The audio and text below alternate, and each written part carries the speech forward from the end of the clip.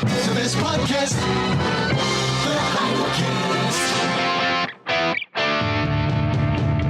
Maybe the most important function of covenant theology in the early fathers was to defend the continuity of the covenant of grace. This is very clear in the Epistle of Barnabas and in Justin Martyr's use of covenant and in Irenaeus' covenant theology. They all saw what we call one covenant of grace in multiple administrations. They all saw Christ at the center of redemptive history. They all distinguished between Abraham and Moses. In short, they were not dispensationalists and they were not Baptists. The opinions expressed in this program are those of the host and do not necessarily reflect the views of this station, its management, or its advertisers. Listener discretion is advised. Ladies and gentlemen, the story you are about to hear is true. The names have been changed to protect the innocent. And now, Scott Clark. Hey, bing, bing, bing, bing, bang, popcorn. I was 18 months in the bush and I could snap your neck in a heartbeat. Remember,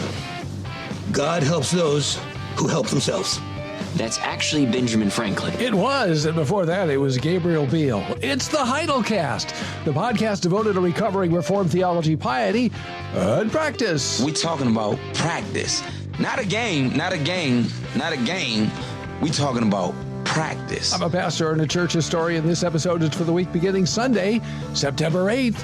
2024. We're brought to you by the Heidelberg Reformation Association. We exist to recover the Reformed confession and to help others discover it. We are at heidelbergrefformationassociation.org. Email or send a voice memo to heidelcast@heidelblog.net. Don't leave your name and message. I'll get back to you. Call or text the Heidel phone anytime at 760-618-1563. That's 760-618-1563. Don't forget to subscribe in Apple Podcasts or in any podcast app. Give us a 5-star rating in your pod app so that others can find the Heidelcast. Guess what? I got a fever, and the only prescription is more cowbell. Oh, thank you for the cowbell. We really need more cowbell. So you want to start reading the Puritans, but you're not sure where to start. Puritan Treasures for Today from Reformation Heritage Books is a series that makes the riches of these godly writers accessible for you. With updated language and helpful introductions, these classic works from writers such as John Owen, Jeremiah Burroughs, and many others are the perfect entry point into the Puritans. I just reviewed David Clarkson's Prizing Public Worship, and it's a marvelous volume in the series. These works are accessible, clear, and edifying. Check out Puritan Treasures for Today at heritagerbooks.org/Puritan Treasures. When you order, be sure to use the coupon code Heidelcast, that's HEIDELCAST, for a 10% discount on your total purchase. That's heritagerbooks.org/Puritan Treasures, and for the coupon code Heidelcast for a 10% discount on your total purchase. This is part 3 of our new series, The Comfort of the Covenant. And we've compiled a resource page at heidelblog.net/comfort for the series. It has a bibliography, a list of Heidelblog resources, and all the episodes for this series so far. And of course, it's linked in the show notes of each of the episodes. And as always, you can find everything you need for the Heidelcast at heidelcast.org. The roots of Reformed covenant theology are as deep as the Christian revelation, and tradition is old. Its importance to the Reformed faith can't be overstated. The great Princeton theologian B.B. Warfield called federal or covenant theology the architectonic principle of the Westminster Confession of Faith. Architectonic means that thing on which everything else is built. And of course, there's nothing really fundamentally new about covenant theology. For a lot of American evangelicals and others influenced by modern evangelicalism in the I guess across the globe, but I guess I was thinking about Anglo-American evangelicalism in particular, covenant theology is, I think, still largely unknown or foreign territory, which only really goes to show how bizarre, in many ways, modern evangelical theology has been or become since the 18th and 19th centuries. Really, it's the 19th century that makes covenant theology become foreign territory, because for whatever the problems were, and there were problems with the First Great Awakening, people were familiar with covenant theology. They used those categories, and people were aware of Reformed covenant theology, and it was a familiar thing. But I know, for example, coming to faith in my case in the mid 1970s, on the sort of late end of revivalism, but it still existed. I mean, I came to faith in a revivalist context. We had an altar call every Sunday. Well, we had an altar call every time there was a worship service. So Sunday morning, Sunday evening, Wednesday night. So that, in some ways it was like coming to faith in the 19th century. And it's because the theology, piety, and practice that we all knew, all the folks I knew as Christians in those years, it was right out of the 19th century. But we knew nothing about covenant theology. Of course, we didn't know anything about the Apostles' Creed or the Nicene Creed or the Athanasian Creed or the definition of Chalcedon or really the Reformation. I mean, we had sort of reinvented Christianity, which is a lot of what happened in the 19th century. But this is an ancient way of talking about the faith. It's a biblical way. We'll come back to that. But it's certainly a biblical way of talking about the faith, and that's where the language comes from. That's how the Reformed started talking about covenant, was they were working with the Scriptures in a new way. They were working with the Scriptures in the original languages. So as they were translating the Hebrew Bible and studying the Hebrew Bible, they were seeing the word berit, which occurs over 200 times. If memory serves, it's something like 227 times in the Hebrew Bible. Something like that. It may be more, but over 200. I think I'm safe to say that.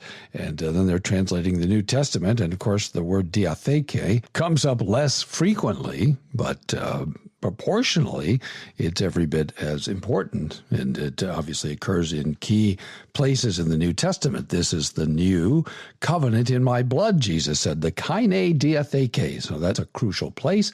And Gerhardus Voss, in an essay on the book of Hebrews, and then later he wrote a little commentary on the book of Hebrews, called it the epistle of the diatheke, that is the epistle of the covenant. So arguably the whole of Hebrews is really a sermon, but it's a sermon on covenant theology. So you really can't avoid covenant if you're paying attention to the New Testament on its own terms. So as unfamiliar as it may be to modern American evangelicals, it's very important in the history of the church, very important obviously in the Bible. So in the early fathers, they noticed covenant until the Pelagian controversy in the late 300s and going into the 400s. And the controversies that followed that, the church didn't have a highly developed doctrine of salvation. Soteriology is the name for that locus, that topic in theology. The early church did have a theology of the covenant. And I've sometimes described it as latent but undeveloped. But that's not to say that there isn't any development at all, or that they didn't discuss the covenant. Some writers in the early church did, several writers did, make relatively extensive use of covenant, a surprisingly really extensive use of the notion of covenant, or the category of covenant. And they did it for 5 reasons in no particular order, really. One is to stress the moral obligations of Christianity, that is to teach what we call the third use of the law. That's a basic patristic covenant theology, that the 10 Commandments reflect the moral law of God, and that has abiding validity because they didn't regard it as Israelite. They regarded it as the natural moral law grounded in God's nature. That's because implicitly, and then later explicitly, they distinguished between the moral law and the ceremonial or religious laws of the Israelites and the judicial laws of the Israelites. And again, antinomians collapse those 3. By the way, so do the theonomists, which is ironic. They end up being mirrors of each other in some significant ways. But traditionally in the church, we have recognized in the Bible that there are 3 kinds of law given to the Israelites, and that 2 of them are different than one of them. or one of them is different from the other two. And the moral law was regarded as natural, as fixed, as abiding. It didn't expire, which, by the way, means that, as the Reformed number them, and I think as the Jews number them, the fourth commandment, the Sabbath commandment, wasn't regarded as essentially temporary or essentially Israelite. In other words, it did not expire, the Sabbath command. The Saturday Sabbath did. They recognized that there were typological elements in the fourth commandment, but they didn't regard the entire fourth commandment as temporary and typological. So at any rate, that's sort of significant. And so you see that in their use of covenant theology and to teach the abiding validity of the moral law on believers, not in order to be saved, but because we have been saved. Second, again, not in any particular order, to show God's grace in including the Gentiles in the Abrahamic blessings. And that's a significant theme. The Epistle of Barnabas has been accused by some dispensationalists of teaching replacement theology, but that's a pretty serious misunderstanding of what Barnabas was about, and it completely ignores the context in which he wrote and why he said what he said. There was a contest between the Jews who were saying to the Christians, you have no place in this, you have no part in this, you're not part of this story, you're not a member of the covenant, you're illegitimate. So Barnabas responds with some pretty strong language, but if you pay attention to what he's saying and why he's saying it and the context in which he's saying it, it's pretty clear that he's not saying that the Christians have replaced the Jews. Third, and again, in no particular order, but this is related to the last, they appealed to the diatheke, to covenant, to deny that the Israelites received promises simply because they were physical descendants of Abraham. In other words, a Jew, they said, is one who is a Jew inwardly or spiritually, and that includes Gentiles. 4, and I think this may be the most important function of covenant theology, and again, it's related to the others in the early fathers, was to defend the continuity of the covenant of grace. And this is very clear in the Epistle to Barnabas about AD 120, in Justin Martyr's use of covenant in the AD 150s, and in Irenaeus' covenant theology in the AD 170s and 180s. They all saw what we call today the one covenant of grace in multiple administrations. They all saw Christ at the center of redemptive history. They all distinguished between Abraham and Moses. In short, they were not dispensationalists, and they were not Baptists. Call or text now, 760-618-1563. The fifth function of covenant in the ancient fathers was to explain the discontinuity between the Old and New covenants in Scripture. So they recognized continuity and discontinuity. The greatest of all the early fathers, however, was Augustine of Hippo, who lived from 354 to 430. And the town name, Hippo, is kind of funny to us, but and if children, if you're listening, it has nothing to do with the big animal that literally, if you translate the name of hippopotamus, it means river horse. But this is a place in North Africa. So in very broad terms, if you think of Libya, it's that part of North Africa. So really, just across the water, just south of Italy is where Augustine was. I think he was probably a part of what we call today the Berber people, B-E-R-B-E-R. I'm happy to be corrected, but that's my best guess. But Augustine was the giant upon whose shoulders the rest of the church, particularly in the West, has stood. And in his greatest work, The City of God, that's the name of the book, in chapter 16, section 27, he clearly taught the outlines of what would become central elements in classic Reformed theology, the covenant of works and the covenant of grace. Here's what he said.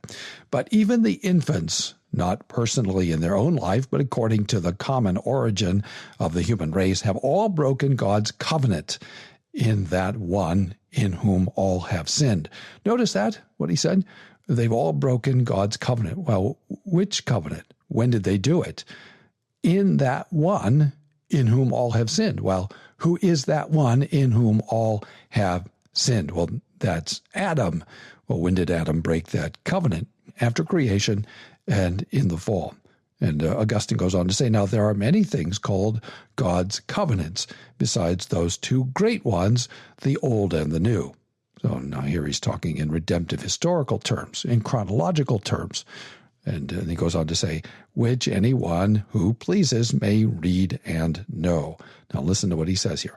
For, or because, the first covenant, which was made with the first man, is just this. In the day you eat thereof, you shall surely die. Now, I want you to stop again and notice that. What did Augustine just say? That God made a covenant with Adam. And what was the covenant? The day you eat thereof, you shall surely die. And so here we are in the early 5th century, Augustine construing, understanding, interpreting the command not to eat of the tree of the knowledge of good and evil as a covenant. So when we talk about a covenant of works or a covenant of nature or a covenant of life or a covenant of law, all those terms have been used to describe the covenant that God made with Adam before the fall. When we talk about those things, we are doing something, we are teaching something in substance which has existed at least since the 5th century. And the truth is that Augustine was working with a tradition that he inherited, and that is that some of the fathers understood Hosea 6:7 to refer to this covenant. Now, there's a debate among biblical scholars as to whether that's a correct interpretation, but it is a historical fact. That is how they understood that covenant, and that's where Augustine got that. And he quotes a deuterocanonical book from the intertestamental period, and he regarded as canonical. He quotes Ecclesiasticus, not to be confused with the canonical book Ecclesiastes. That can be a little confusing, so don't confuse those. Those are two different books, but that refers to a covenant. That's how he interpreted those words, as referring to what we call the covenant of works. So all the stuff that made up Reformed covenant theology in the 16th century, beginning, well, with Oecolampadius, we'll get to that in a minute, in the early 1520s, and then Zwingli by 1524, and we see it very clearly in 1527, and then, Heinrich Bullinger in 1534. In fact, I think in this series I might actually do a little bit with Bullinger, because I don't think anybody really knows that text much anymore, but it's pretty important. And all of this, by the way, was written, whether it was Oecolampadius or Zwingli or Zwingli's successor and colleague Heinrich Bullinger. And this is all between basically 1523 and 1534, so 9 or 10 year span. All this covenant theology was being developed in response to one group and one set of ideas, one set of doctrinal claims. It was being developed in response to the Anabaptists. And as I keep telling you, the Reformed in the 1520s and 30s were already making the very same arguments that Reformed people make today against the Baptists. That's not a coincidence.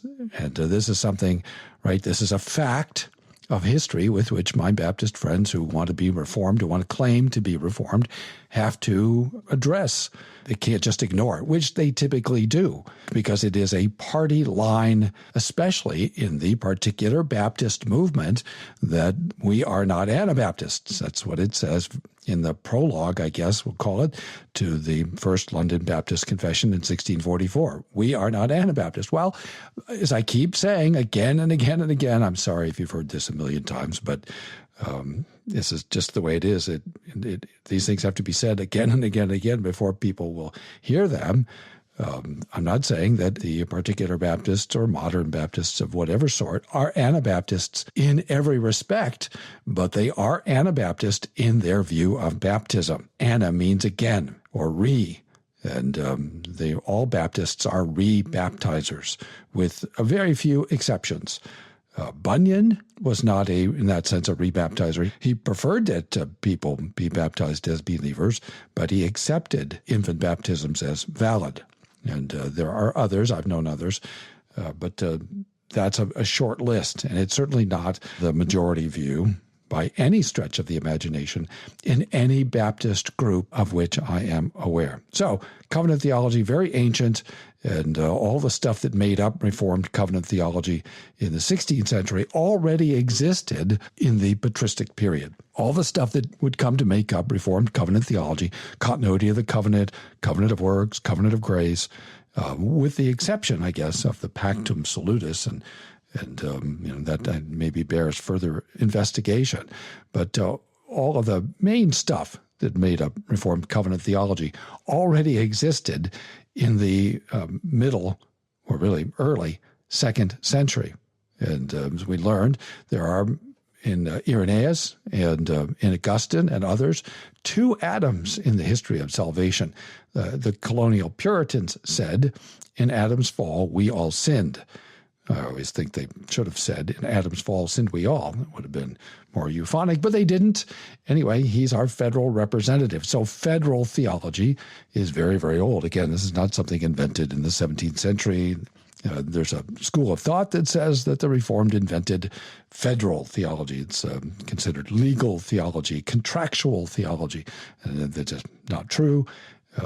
Federal just means representative. Adam, the first Adam, represented all humanity, and Christ is the federal head of all the elect. And this is nothing new. Augustine thought that God had made a legal covenant with Adam and that he was under the law, and then he distinguishes in the place where I read, chapter 16, and then later on in the chapter, between the law and the gospel. Now, that distinction was largely lost in the medieval church for a variety of reasons, principally because the church came to talk very early on about the old law and the new law, and they did that because there were radical groups in the 2nd century saying that we have nothing to do with the Old Testament. That was then, this is now. I'm sure you've never heard anyone talk about the history of redemption that way, have you?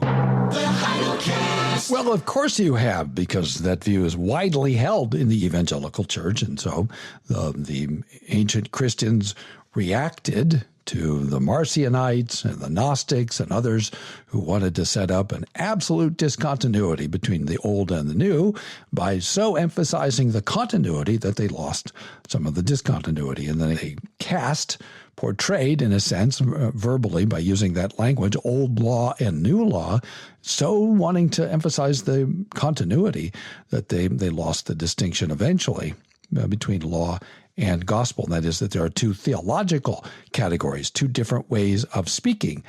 Do this and live as law, and Christ shall do, or Christ has done for you.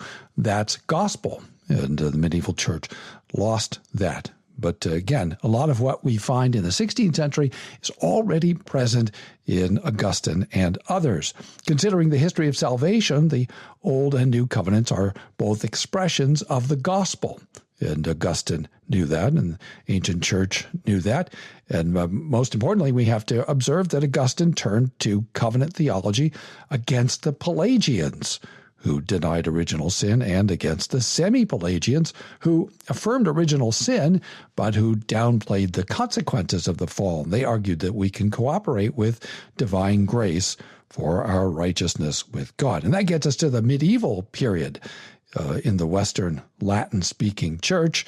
And the major theologians agreed that God says what he says about us, whether we're righteous or not, because we are what we are. In that view, God can only call people righteous if they are truly righteous inside and out.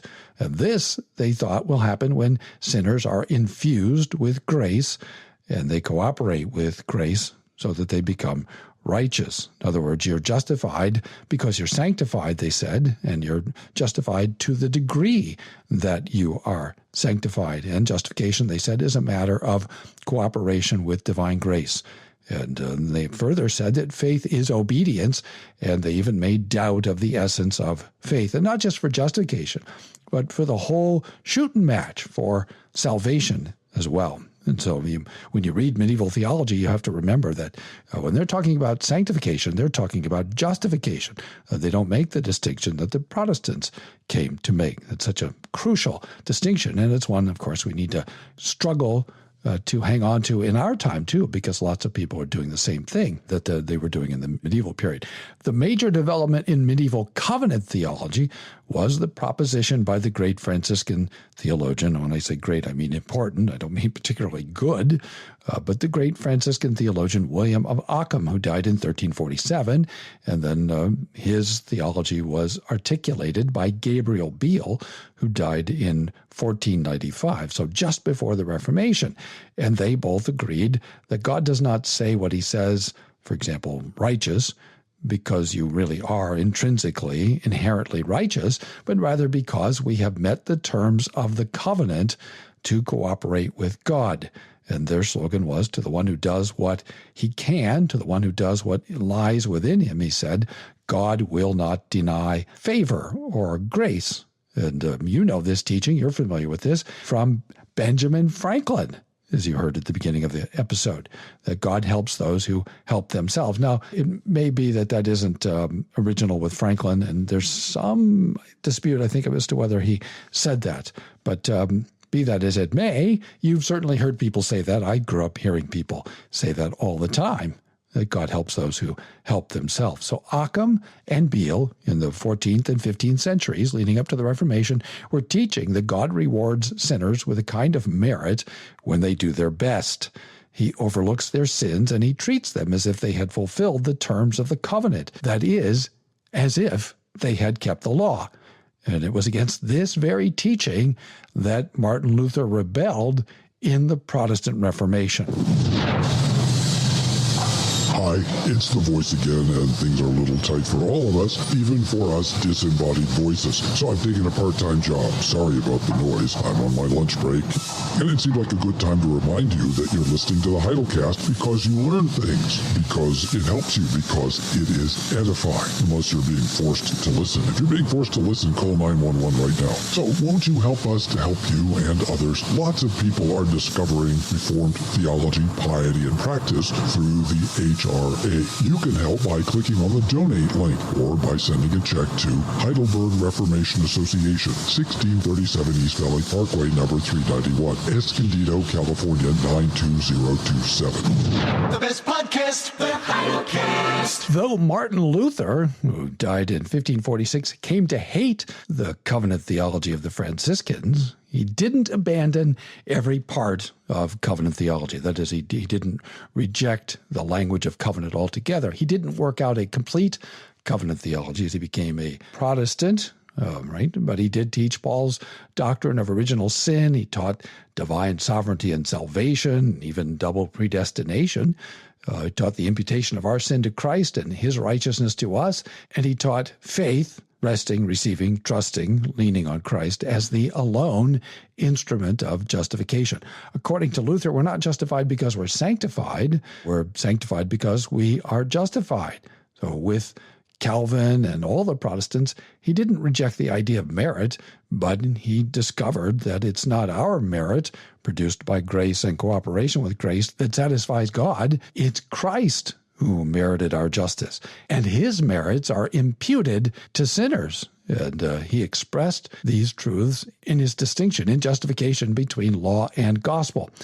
All right, as I said, the gospel is good news about what Christ shall do for sinners if you're looking forward from the Old Testament, or has done if you're looking back from the New Testament. The law is bad news for sinners.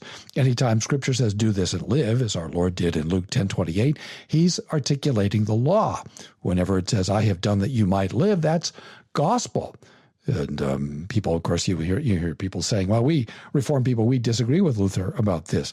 And that's just nonsense. It's historical nonsense. And anybody who tells you that does not know what they're talking about. They haven't read the sources. They haven't read the Lutheran sources. They haven't read the Reformed sources. So just ignore those folks. And B.B. Warfield said, it is misleading to find the formative principle of either type of Protestantism, he's talking about the Lutheran and the Reformed, in its difference from the other. They have infinitely more in common than in distinction. And our doctrine of justification and the distinction between law and gospel, these are things we have in common with the Lutherans. One of the reasons why Luther didn't speak much about covenant in his later writings was the idea in his mind had come to be associated with the Franciscans, and he had repudiated them. Another possible reason, I don't really know this to be a fact, but it's a theory, is that Zwingli spoke more about covenant as he came to oppose the Anabaptists of 1524 and following.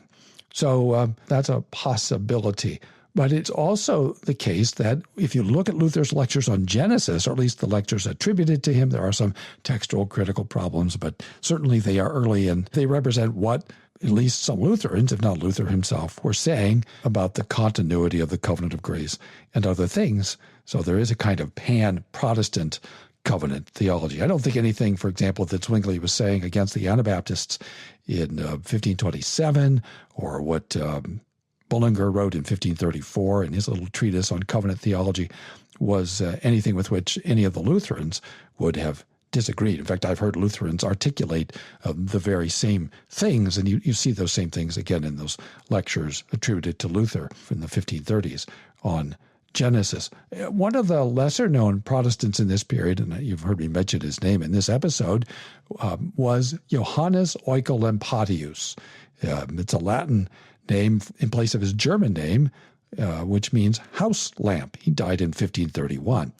And for the time, and I'm thinking about the 1520s, he taught a remarkably mature covenant theology, including the covenant of redemption, the pactum salutis that we mentioned last time, that pre-temporal, pre-time covenant between the Father and the Son, and implicitly the Holy Spirit. You can see indications of the covenant of works and certainly unambiguously the covenant of grace. Indeed, in the 17th century, that great Reformed theologian Amandus Paulanus, Paulanus, considered Oecolampadius to be the first Reformed covenant theologian. If you want to know more about Amandus Paulanus, pick up the volume Justification by Faith Alone. This includes selections from Theodore Beza, Francis Turretin, and Amandus Paulanus, who died in 1610.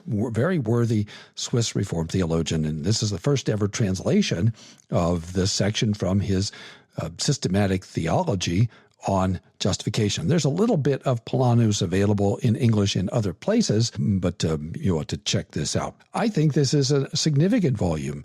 And not only do you get Paulanus, but you also get Turretin and you get Beza. And none of these works, all right, these little treatises that are all bound together in this one volume for the first time ever, these are the first ever English translations. Titlecast. Already in 1521, Oecolampadius was speaking about the Father's covenant with the Son, and he taught that the covenant of grace is an outworking of that covenant. It came to be expressed, as I mentioned, in the 17th century more fully, and we came to talk about the covenant of redemption, the pactum salutis. And that taught that the Father required that the Son should obey in place of the elect, and that he would be their surety. That is, he'd meet the legal obligations of the elect to atone for their sins, to bear the punishment for their sins, and to meet the demands of the covenant of works, that is, the law. Right? Do this and live, and to merit forgiveness of sins and positive righteousness, if you will, which would be imputed to his people. The Son, as the second part of this covenant, graciously, freely, willingly accepted the terms of the covenant, and the Father promised several things, and among them a sinless humanity, the Holy Spirit without measure, cooperation in the Son's work, authority to dispense the Holy Spirit and all authority on heaven and on earth, and numerous rewards for completing the probation, the test, as the second Adam. So should the Son meet the terms of this covenant, he would merit the justification of his people and be vindicated by his resurrection. His most important work on covenant theology was his work on Isaiah, delivered as lectures in 1523 and 24. And in these lectures, he described the covenant of grace as one-sided in origin and two-sided in administration. So there's the substance of the covenant and the external administration. So it just becomes basic covenant theology. So the covenant of grace, considered as God's gospel to sinners, has to be said to be unconditional, in the sense that we don't prepare for it and we don't cooperate with it. We're not included in the covenant of grace because we've done anything. We don't benefit from the covenant of grace because we're good or sanctified or we cooperate. We simply believe the gospel promise. It's a covenant of grace. And grace is God's free, unconditional favor, right? Unconditional to us, earned for us by Christ. Now, in its administration, it can be said to have conditions when we consider the consequences of being given new life and true faith. We are obligated, for example, as a response to grace, to attend to the means of grace, the preaching of the gospel, and the administration of the sacraments. So these all become basic lines of Reformed covenant theology.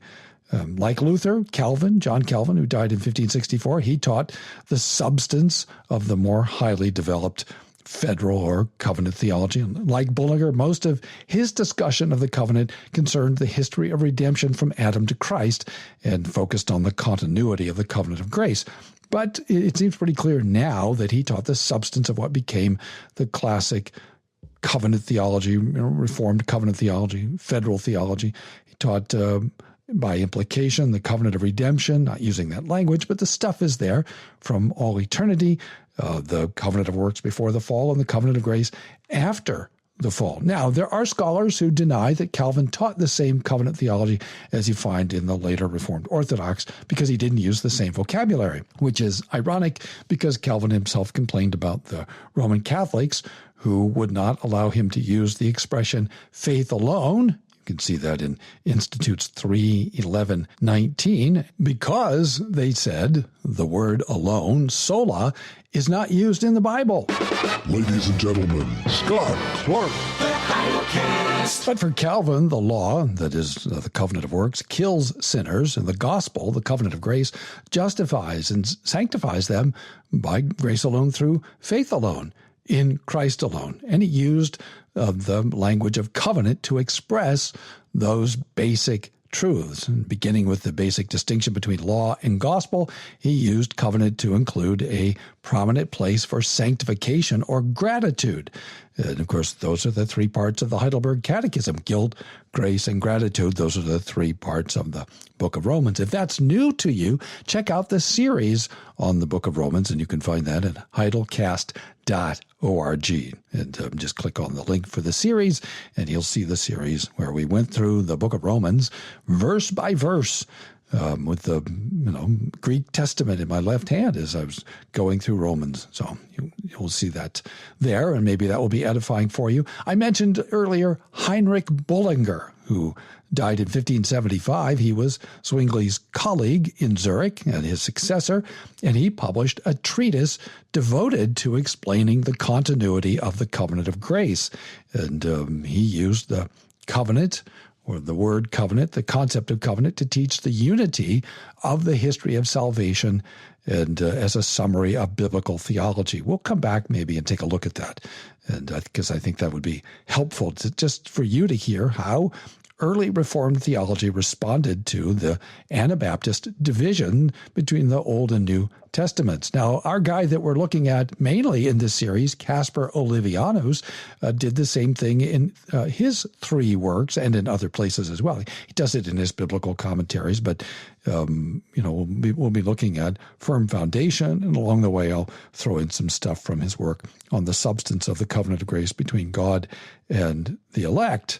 Johannes Coxeus, who died in 1669, published a volume that is now in English, courtesy of Reformation Heritage Books and the Classic Reformed Theology series, which you can still get at heritagebooks.org and elsewhere. This, again, first time ever to be translated into English by Casey Carmichael.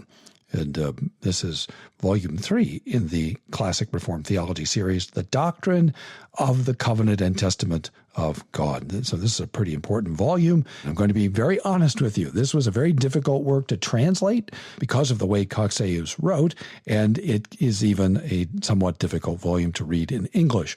But it's a pretty influential volume. I'm not saying I agree with everything that Coxeus said in this volume, but it did influence a lot of people, and it is an important text in the history of Reformed covenant theology. So I think you can still get it in paperback, The Doctrine of the Covenant and Testament of God. So he, along with Herman Witsius, who died in 1708, wrote entire theologies structured by these covenants of redemption, right? Pre-temporal covenant, covenant of works before the fall, and covenant of grace after the fall. The two most important covenant theologians of the late 16th century were the chief authors of the Heidelberg Catechism, Caspar Olevianus and Zacharias Ursinus. And you know by now Olevianus died in 1587, and Ursinus, who's really the principal author of the Heidelberg Catechism, he died in 1583. Ursinus lectured on the covenant theology implicit in the Catechism for about 15 years,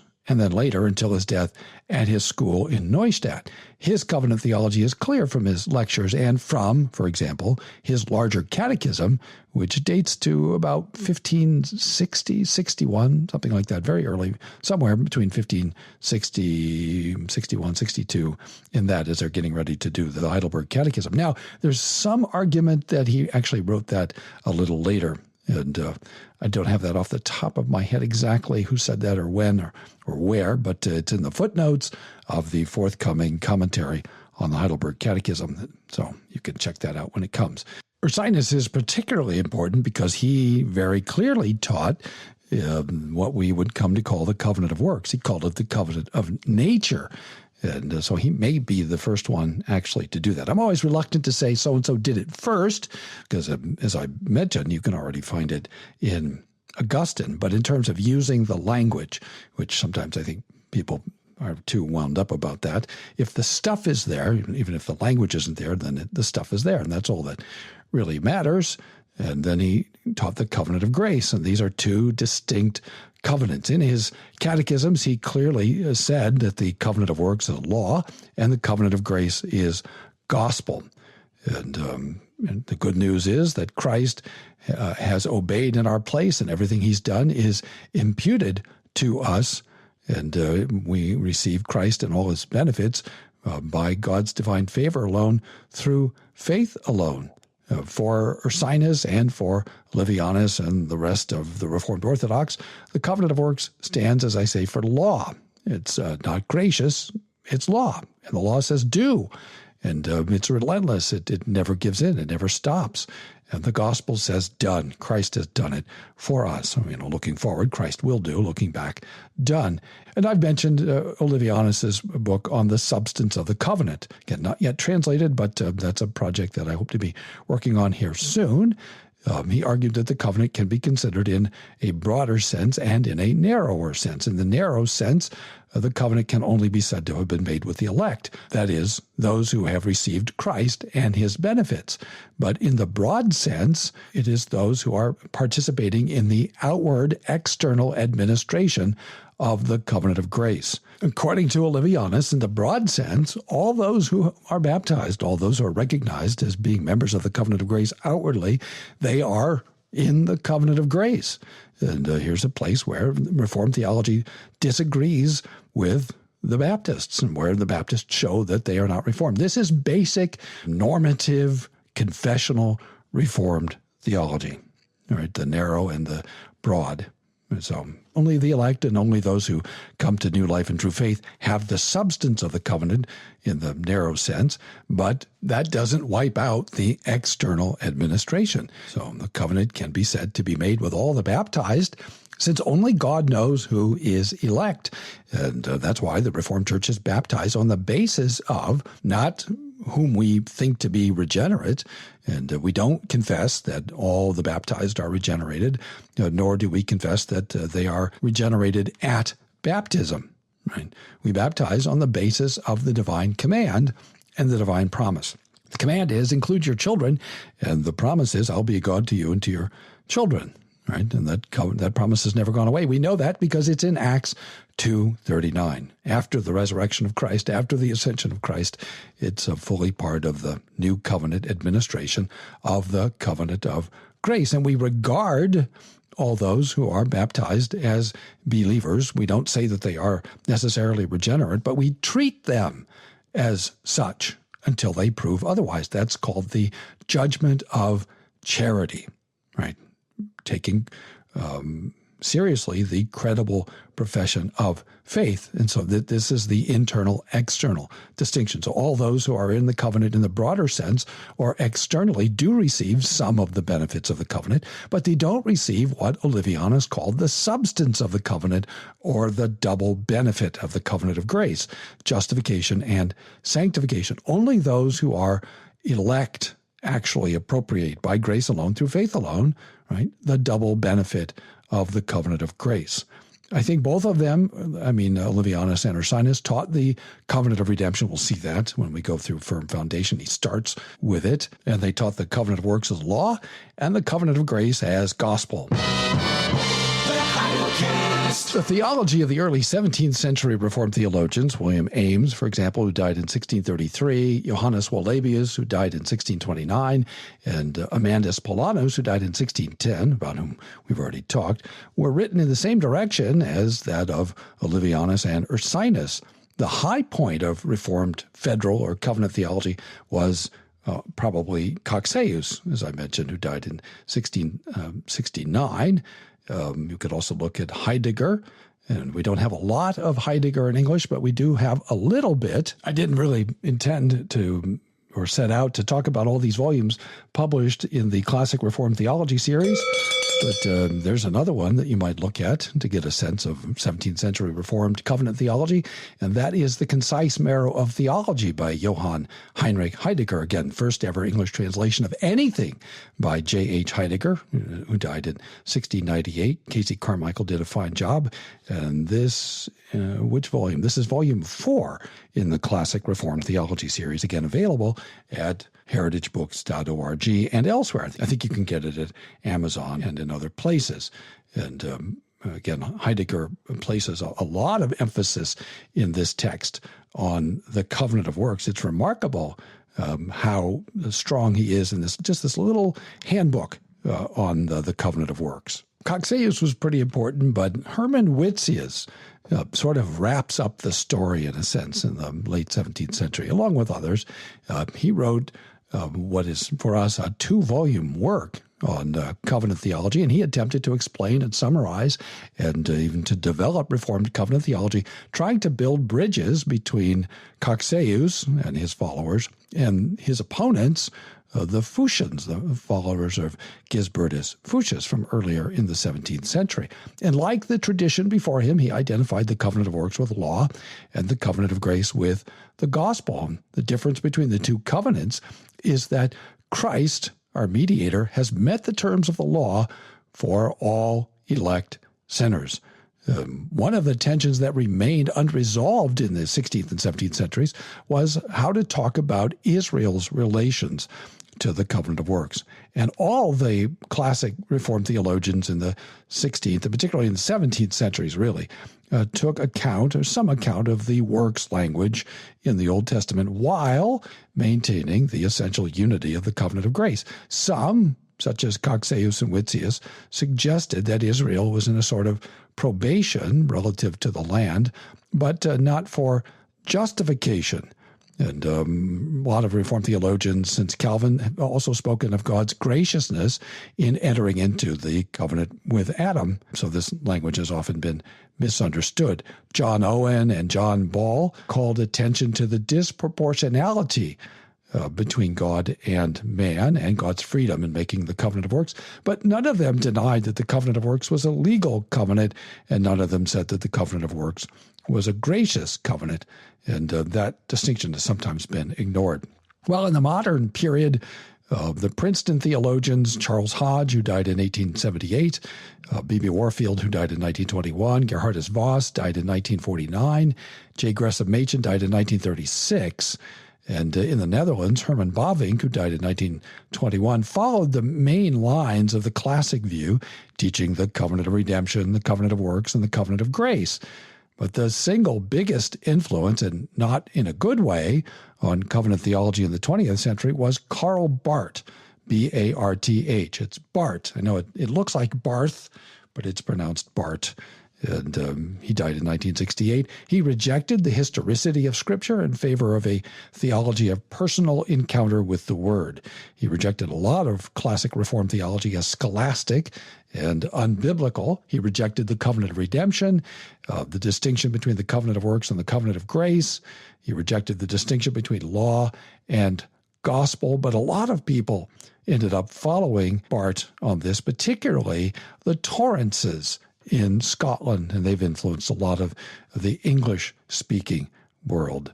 There's some other sort of interesting developments. We won't get into them in any great detail, but in the Netherlands through the 20th century, there were people who were more comfortable with the tradition, Abraham Kuyper, for example, and there were some who were less comfortable with the tradition. Klaus Schilder. Kuyper died in 1920, and Schilder died in 1952. Kuyper held the three covenant view: covenant of redemption, covenant of works, covenant of grace.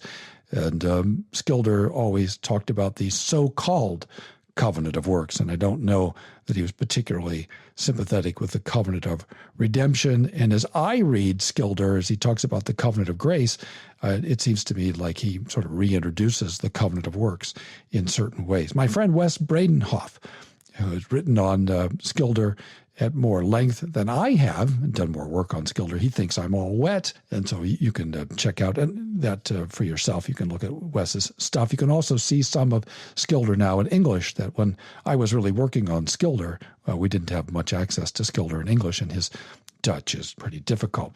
So in the first half of the 20th century in the United States, you see people like M.J. Bousma and Louis Berkhoff upholding the classic view. At the same time, at Westminster, Old Westminster in Philadelphia, John Murray in the 50s started reformulating covenant theology. He didn't like the Pactum Salutis, and he wasn't crazy about the language of the covenant of works. And so that set people on a trajectory, and you see a number of people rejecting. Whether Murray did or not is another question, but he was uncomfortable with the language, to be sure.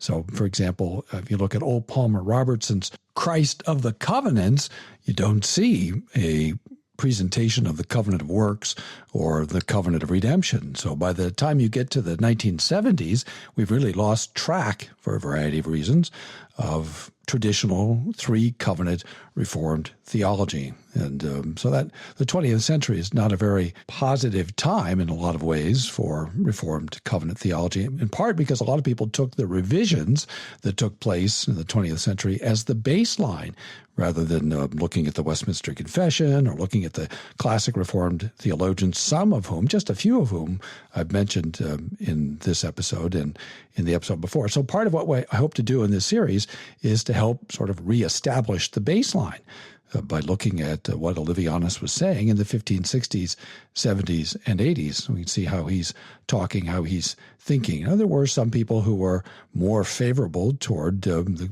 covenant of redemption, the covenant of works, covenant of grace, the law-gospel distinction. Not to say everybody rejected all of those, but certainly we do really, through the 20th century, lose track of the covenant of redemption and the covenant of works. And they're also, because of the influence of Bard and others, there's a certain hostility that really develops among some Reformed people toward distinguishing between law and gospel. And by the way, we also lost track of the doctrine of republication, which was widely held in the 17th century in Reformed theology. I'm not saying they all said the same thing or they all necessarily agreed, but just about everyone agreed in the 17th century and afterward. And then again, over time, we lost it. And as I say, by the time you get to the 20th century, we've lost track of this idea that the covenant of works that was made with Adam was republished to Israel as a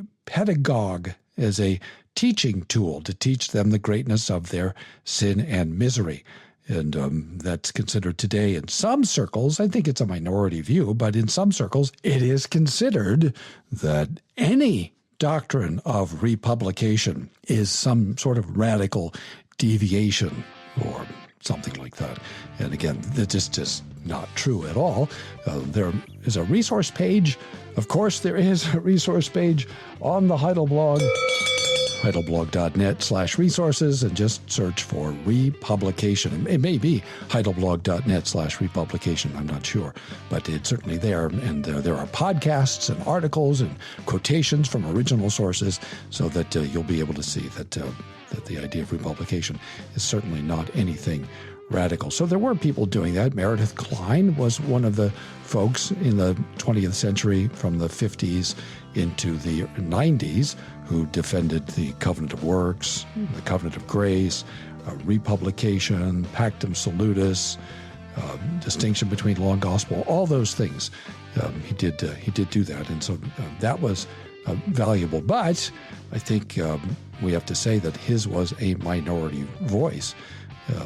But I think things are turning around, and in our next episode, we will turn our attention to Olivianus, and we'll begin to see how he handled some of these issues. The story you have just heard was true. Only the names were changed to protect the innocent. That's it for this episode of the Heidelcast. Join us next time as we continue our series, The Comfort of the Covenant. Don't miss an episode. Subscribe in Apple Podcasts or in any podcast app.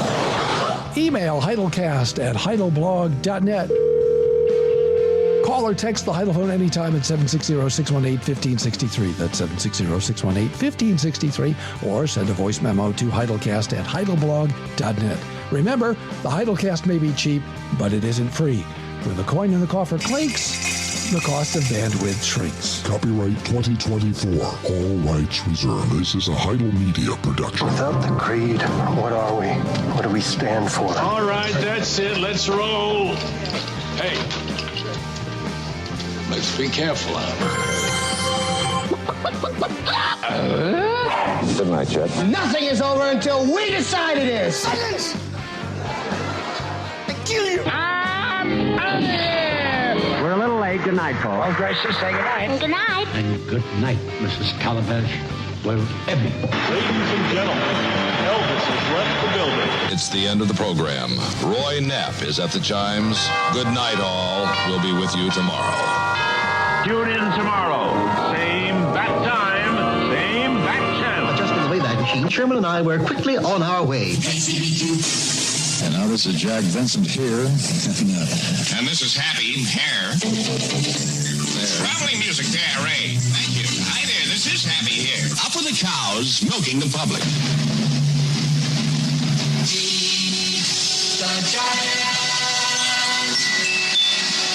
50,000 watts of living sound. KCBQ. G-Day is coming on Halloween. It's the most amazing day you've ever seen. Most of Southern California knows by now that G stands for grand, 50 grand or $50,000 in cold hard cash. It's KCBQ's way of celebrating its new 50,000 watts of living sound. Somewhere in or around San Diego, a bona fide check for $50,000 signed by KCBQ's managing director, Lee Bartell, has been hidden. Hi there, this is Scotty Day again reporting from the scene of action. And believe me, there's a lot of action. I've never seen anything quite like it in my life. As a matter of fact, it's more like 20, 30, maybe even as many as 40,000 people around here trying to find a $50,000 check. And we sure wish them all the very best of luck. Mrs. Tyson, what time of the day did you find the KCBQ treasure check? Well, it's just about a half hour ago. And where did you find it? Well, it was at the end of Swift Avenue.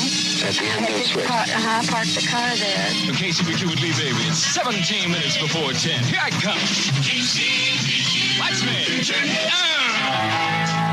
Free. I'm a still, baby. Look out. Keep track of the high-low guesses and listen for the cue to call to win radio's easiest cash contest. Each high-low jackpot verified by Security Pacific Bank.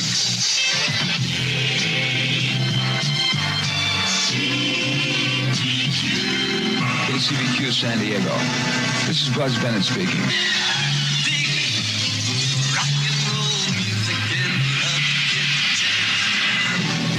That's where it's at, and that's you. Thanks for tuning in to the new Q. And listen to the change. It's true. Listen to the talk about KCBQ. Listen to the changes. Listen to the new Q. Hi, folks. Welcome to Talk Right In. My name is Buzz Bannon. I'm the program director of KCBQ. I have a special guest this evening. His name is Bobby Ocean. And Bobby has been a disc jockey for many years in San Diego. Disc jockey on other stations and KCBQ too. Bobby, do you have anything you'd like to say? Yeah, last week we talked about radio in general and just what goes on behind the scenes. And we're picking a lot of our subjects from our change line, which we have in operation 24 hours a day, and was one of the things we're doing in the change of KCBQ to make it new. 30 seconds to the new cue. 20 seconds to the new cue. 10, 9, 8, 7, 6, 5, 4, 3, 2, 1. Now's the time. Hi, this is Glenn Campbell, and here's running on the new cue. 6 o'clock, San Diego. Let's win this one for the Gipper. I'm stopping now. The best podcast, the High Kids.